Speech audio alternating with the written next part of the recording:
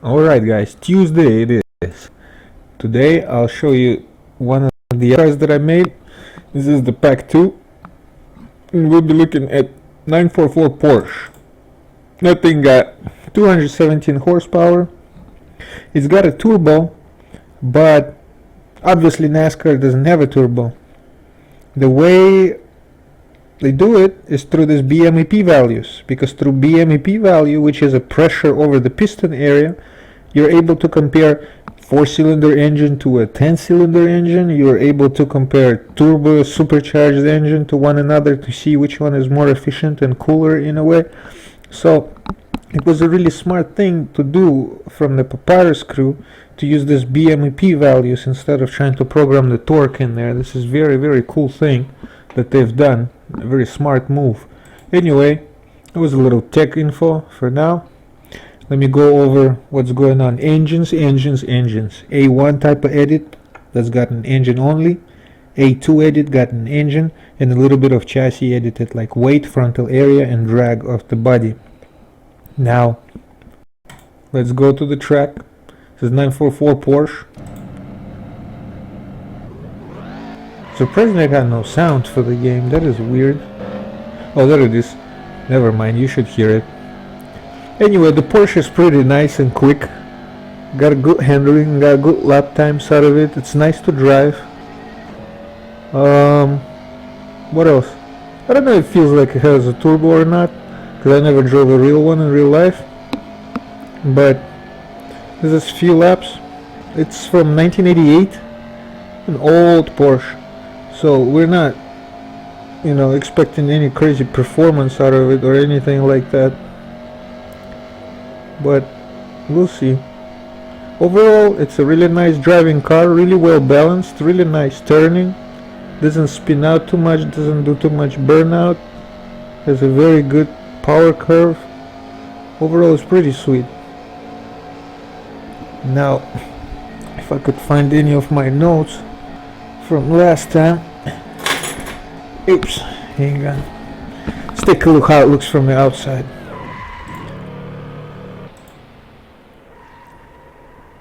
Oopie.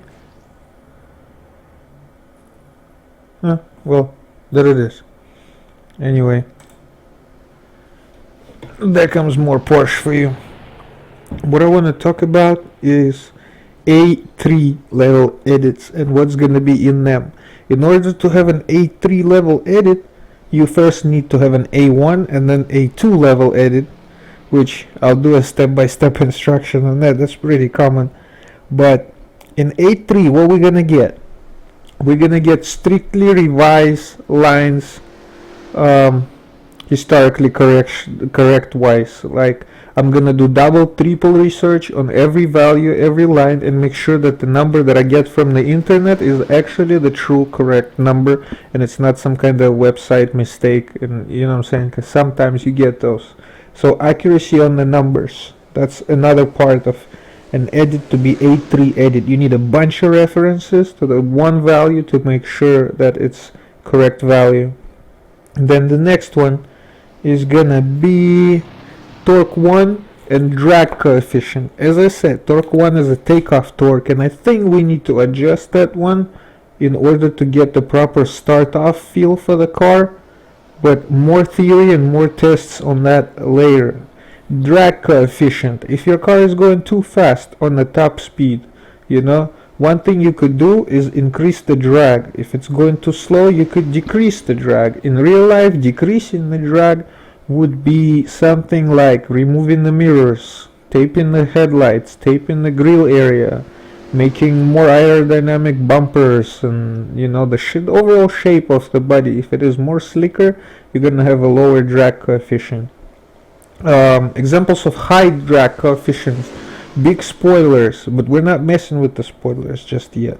Square body, like 1963 cars, 1970s cars, they were giant bricks moving through the air. Those moldings, those chrome moldings on the sides of the window, on the edges of the window, and on the mirrors, and on all the chrome moldings make huge air interruptions in the airflow and create huge drag. I watched the video on that as well. A little bit on the Porsche. Like, what can I say on the Porsche? It's just one of the cars you get to check out. It's pretty sweet, pretty well balanced.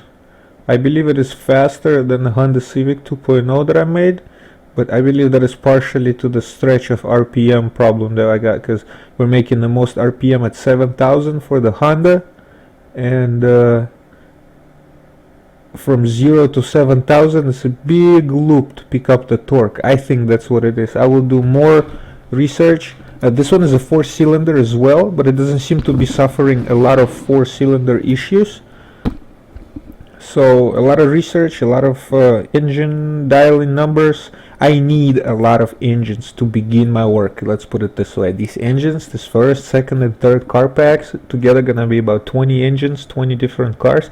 But we need those to compare to one another, to do further development. You can just get one engine and start off with that. We're gonna get as many as reasonably possible, and then that's what we're gonna get. For now, this little Porsche, it's really nice. That's the only thing I could say. It's really nice and well balanced. We'll do some research, we'll do some development on that. One of the cars that you get. And this was the Tuesday video. I hope it was not too long. The car drives pretty freaking sweet. Let me escape. This is the lap times that I got on Lime Rock. I should have included the Honda Civic lap times last time so we could compare. But there we go. Somewhere without 58. 57.3, 57.1, yeah, somewhere even without 57. It's good times for Lime Rock, at least in my opinion. Anyway, peeps, I'll see you guys later. This was Tuesday video. I hope somebody found it useful. I hope to make better ones in the future. Later. Yeah, those better future videos, forget that. They're gonna be all crappy like this.